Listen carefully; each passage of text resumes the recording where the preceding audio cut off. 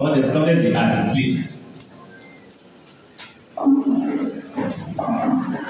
आज हम अपने पुरखों को याद करते हुए सर्वप्रथम क्रांतिकारी झलकारी बाई तथागत बुद्ध, बाबा साहब अम्बेडकर साहब, कबीर साहब, रविदास, जो द्वारा फूले छत्रपति साहू जी, नारायण गुरु, ललन सिंह यादव, रामास्वामी नाइकर, पूजा देवी पासी आदि बहुजन हमारे क्रांतिकारी महापुरुष, समाज सुधारक सभी को नमन करते हुए और इस मंच पर उपस्थित अध्यक्ष और हमारे मुख्य अतिथि जी, पूर्व ब्लॉक प्रमुख, वर्तमान ब्लॉक प्रमुख और हमारे संत और गुरु सभी को नमन करते हुए माताओं, बहनों, पिताओं, बुजुर्गों, आज हम अपने पुरखों को क्यों याद कर रहे हैं?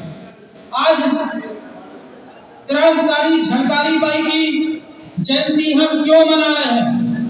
क्योंकि आज हमें पढ़ने का अधिकार, शिक्षित होने का अधिकार जो मिला, जब हम शिक्षित हुए, जाना कि हमारे जो बहुजन क्रांतिकारी समाज सुधारक हुए उन्होंने क्या किया,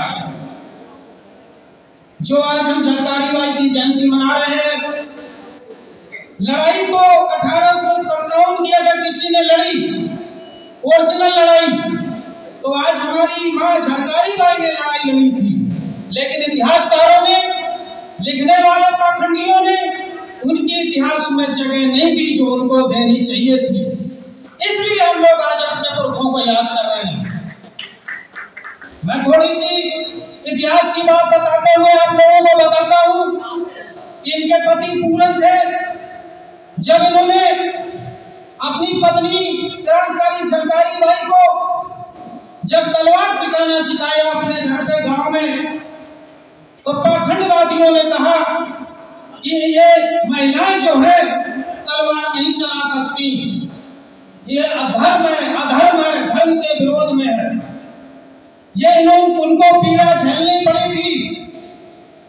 तब रानी लक्ष्मीबाई ने उनको एक जगह दी थी कहां उनको सिखाने के लिए वो अपनी तलवारबाजी सीखे थे। लगातार आज महिलाओं के सशक्तिकरण की बात की जाती है। अगर माता सावित्रीबाई फूले न होती तो आज आप लोग शिक्षित न हो पाती। अगर बाबा साहब अम्बेडकर संविधान में आपको सम्मान न दिया होता तो आज आप यहाँ न बैठी होती। आज हम लोग अपने महापुरुषों की, अपने पुरखों की फोटो क्यों लगाते हैं? जिससे कि हम अपनी उनकी बात को रख सके, विचार रख समझे उन्होंने क्या किया। एक बार कबीर साहब ने गंगा में नहा रहे थे, उसी समय नहाते समय कुछ जनेऊधारी भी आए, तो कबीर साहब वो पानी दे रहे थे, तो कबीर साहब भी पानी देने लगे। तो वो पाखंडी लोग हंसने लगे कि आप किसको पानी दे रहे? तो उन्होंने कहा आप किसको? तो पाखंडी बोले कि मैं तो अपने पूर्वजों को पानी दे रहा हूँ। तो जब उन्होंने कहा आप पूर्वजों को पानी दे रहे हैं तो हम अपने बगीचे को पानी दे रहे हैं, कबीर साहब ने ये कहा। तो मैं इसका मतलब, मैं ये कहने का मतलब, हमारे पुरखों ने अंधविश्वास, पाखंड और धर्म से हमारा जो शोषण हो रहा है इस भारत में, उसे हमें सुधारने की जरूरत है। इसलिए हम अपने पुरखों को याद कर रहे हैं। बुद्ध ने कहा था अत दीपो भो, अपने दीपक स्वयं बनो। बाबा साहब अम्बेडकर साहब ने कहा था शिक्षित बनो, संगठित रहो, संघर्ष करो। बाबा साहब ने ये कहा था कि अगर आप शिक्षित होंगे, संगठित होंगे, संघर्ष करेंगे, तभी आप कामयाब होंगे। और बाबा साहब ने कहा था शिक्षा वो शेरनी का दूध है जो पिएगा वो दहाड़ेगा। ये बाबा साहब ने कहा था। इसी में थोड़ी सी मैं आप कहानी आप लोगों को बता देता हूँ, उसके बाद अपनी बात को विराम देता हूँ क्योंकि सभी को समय कम है। तो मैं एक कहानी बताता हूँ कि एक जंगल में बहुत तोते रहते थे और उस जंगल में तोते रहते तो बहेलिया आता था। ब्लॉक प्रमुख जी, बहेलिया आता था, जाल डालता था, दाना डालता था, जाल डालता था, फंस जाते थे। वो लगातार बेचता रहा। उन तोतों को बाजार में बेच देता था। एक उसमें तोता जो सबका गुरु था, उन्होंने कहा कि क्या ऐसा किया जाए जिससे इस बहरिया से बचा जाए। तो उन्होंने कहा चलो किसी गुरु के पास चलते हैं। तो गुरु के पास सभी तोते गए। तो उन्होंने कहा 7 दिन टाइम लगेगा, आप लोग टेंट हो जाएंगे, आपको बहरिया नहीं छू पाएगा, आपको एक सूत्र बताते हैं। तो उन्होंने सूत्र बताया।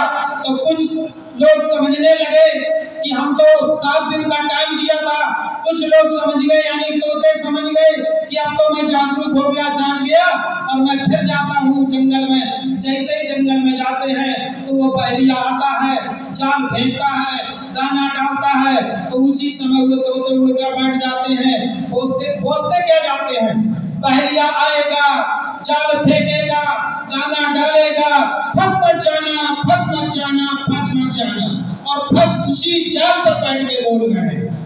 तो ये हमारे समाज की व्यवस्था है। इस व्यवस्था को बदलना पड़ेगा, क्योंकि बहरिया फिर आएगा और फिर दाना डालेगा, फिर आप उसमें फंस जाएंगे, जैसा कि आज हो भी रहा है। इसलिए मैं ज्यादा राजनीति की बात नहीं बोलना चाहूंगा, क्योंकि मना किया गया है।